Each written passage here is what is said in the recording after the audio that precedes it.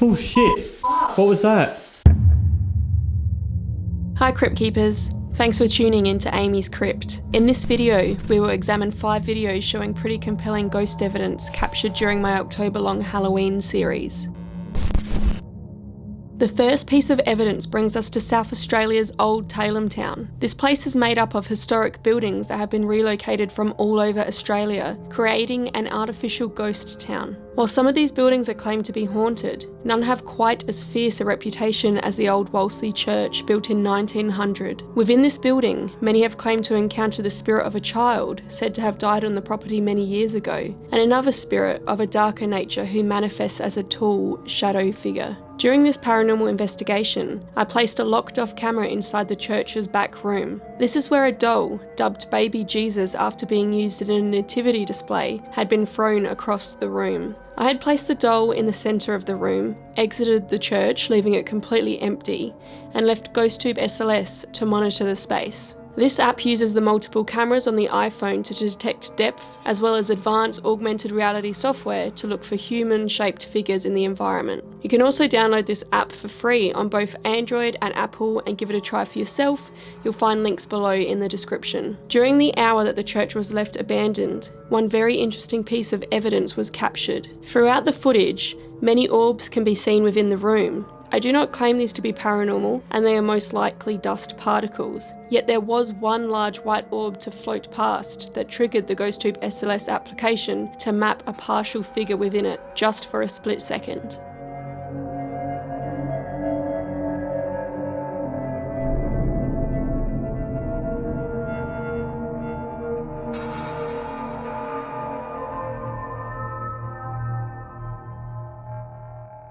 This is quite interesting considering the app mapped no other figures or partial figures during the entire course of filming. Was there something more to this particular orb than simply being a piece of dust? Or can it be explained in some way? Our next piece of paranormal evidence brings us to Glenbar Homestead in South Australia. This is an old building dating back to the early 1840s and a place that has seen numerous deaths during its life. Many have claimed to experience the paranormal here, and we had quite an interesting night inside the house for ourselves. During our investigation, we made our way into the front room of the house, and as we were sitting down to try an experiment, a REM pod triggered on a table in the same room. This device basically sets up a small field around itself, and when this is broken, it will trigger with lights and noise. Ooh, okay, hello. Okay guys, we've just moved rooms, so we've come downstairs in front sort of living room. Apparently there's a woman in here who's been kind of known to be a bit grumpy, and she's also been sighted walking past this window. So I guess she walks around in here. What we're going to do now is we're going to do an experiment. It's like the Estes method. I'm not going to be fully blindfolded or any... This is so weird that it keeps going on. Is there someone at the table? Can you make the light go green? I want to see green light. Thank you. It was interesting this was triggered, so we continued with our next experiment, an Estes session. This method of communication relies on sensory deprivation and sees one person listen to a spirit box through headphones. Basically, they are unable to hear any questions being asked by the other participants, and the others cannot hear what they are hearing come through the spirit box. So it becomes very interesting when they repeat what they hear, and it aligns with the questions being asked. It is kind of cool to note that throughout this entire experiment, the REM pod never triggered again, though maybe the spirits were trying to make it happen. Can you make this REM pod go off? The device on the table, touch it. Let us know that you're here. Try to. We'll try harder. Touch it. Touch the table.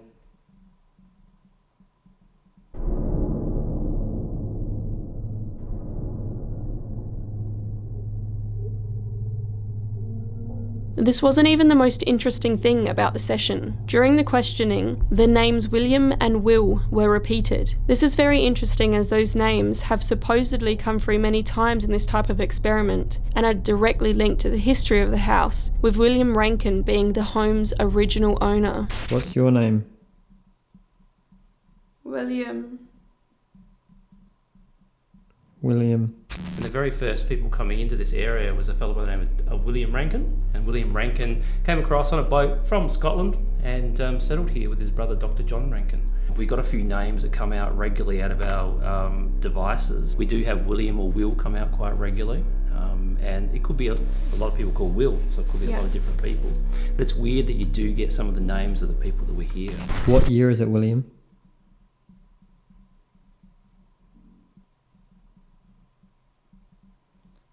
Will. William.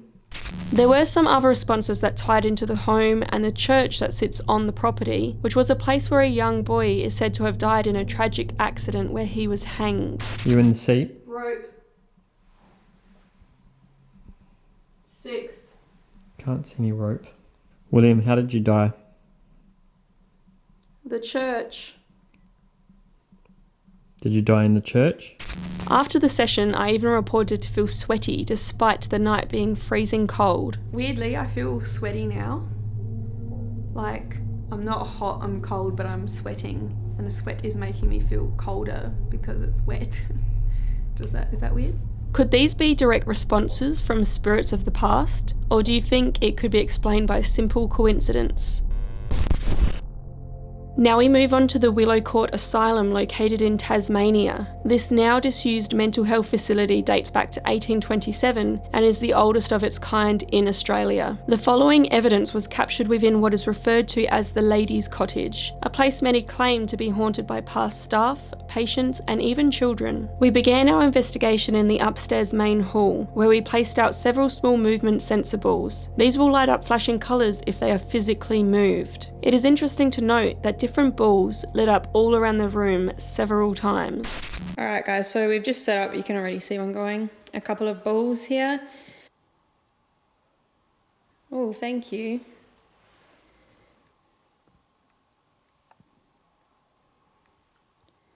So we have a ball going off. Thank you if that's you. Oh, thank you. It looks like you found one of the other balls. Well done. We also heard some noises of interest that included some tapping or knocking sounds. They will light up. Was that just the building creaking? I just heard a noise then. They will light up. They will light up. They will light up. So I keep hearing a noise and it sounds like it's coming from up here.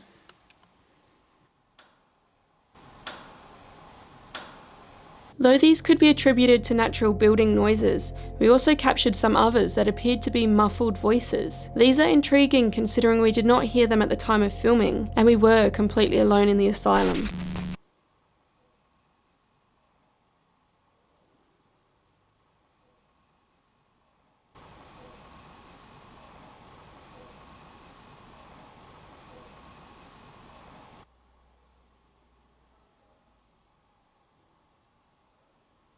Oh, thank you.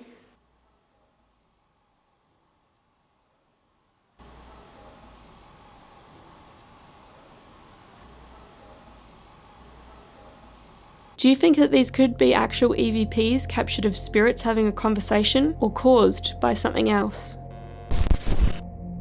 We now make our way back to South Australia's old Tailem town, but to a different building. This is the old schoolhouse, which dates back to 1881 and is a place where some strange paranormal activity has been reported, especially when it relates to school-type behaviours. During this investigation, I again left a camera set up to monitor the environment using the GhostTube SLS app. During this session, the building was left completely empty and we used the camera to monitor the teacher's desk. While a few figures were mapped across the desk, it is likely these were false positives given their consistency throughout the recording. Yet it is interesting to note that during the hour this camera was left alone, the motion sensor ball on the teacher's chair was triggered twice only.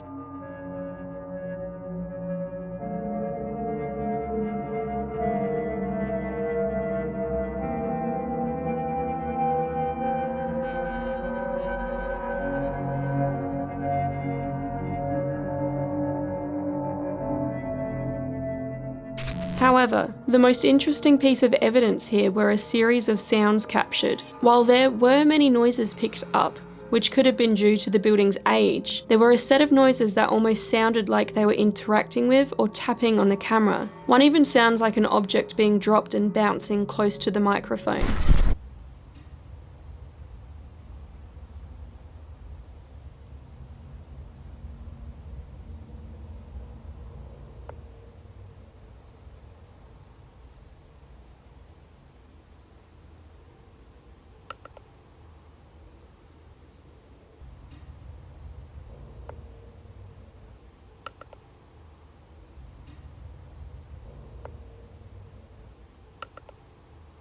These are noises that I myself cannot explain. Do you think that it could be paranormal, or do you have a theory as to what may have caused this?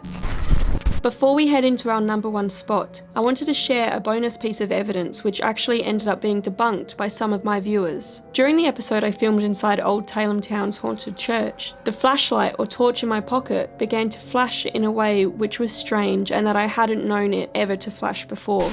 I don't know if you can see it on camera because we're in the dark. There's light flashing on the wall. My torch is on. What the hell? This is not even a setting that it has.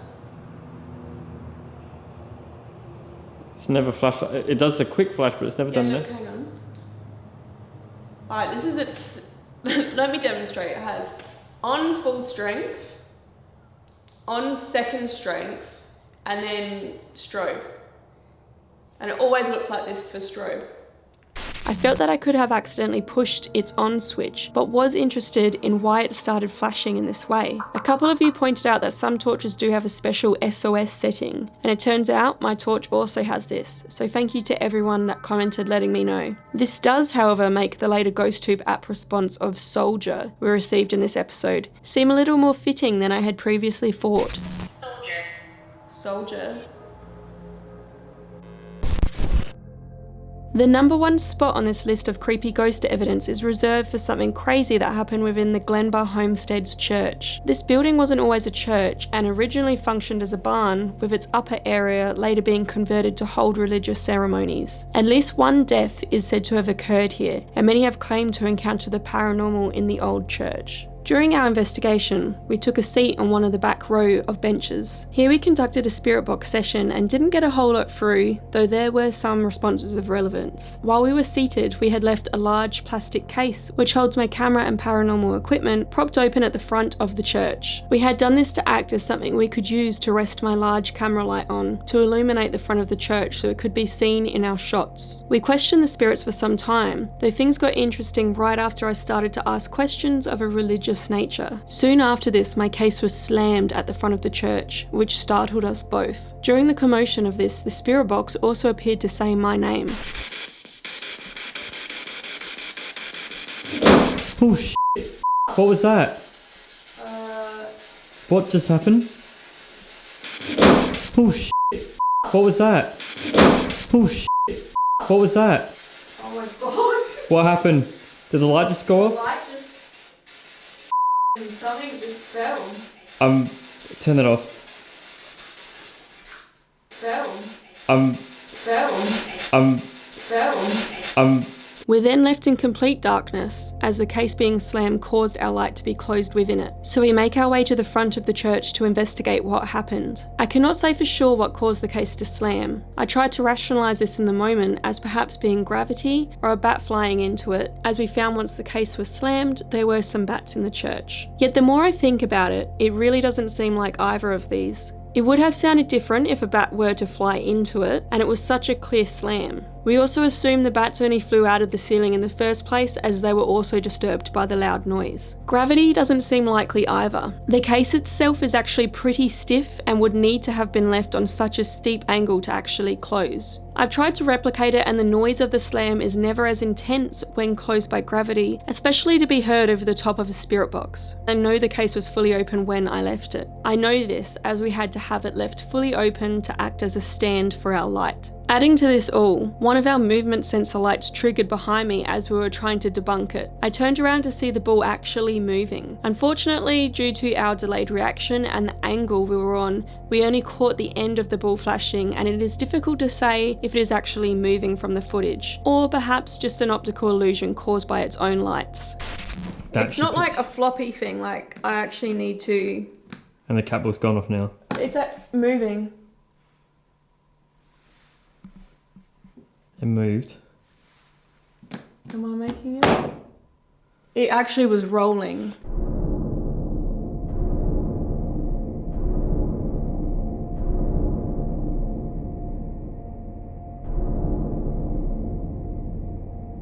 Either way, this was exciting and something that caused me to jump when it happened. Do you have a favourite piece of paranormal evidence shown in this list? Or possibly a favourite episode from my October-long Halloween series? Please share this with me in the comments below. I do hope that you enjoyed this video. If you did, please remember to like, comment, share and subscribe. I'm constantly working to bring you more investigations and have some new locations coming up soon. If you want to read more about any of the haunted locations on this list, then head to AmysCrypt.com. You can also follow my adventures on Facebook, Instagram, Twitter and TikTok, and I also post bonus content on my Patreon and YouTube members, which are linked below. But thanks for watching, Crypt Keepers.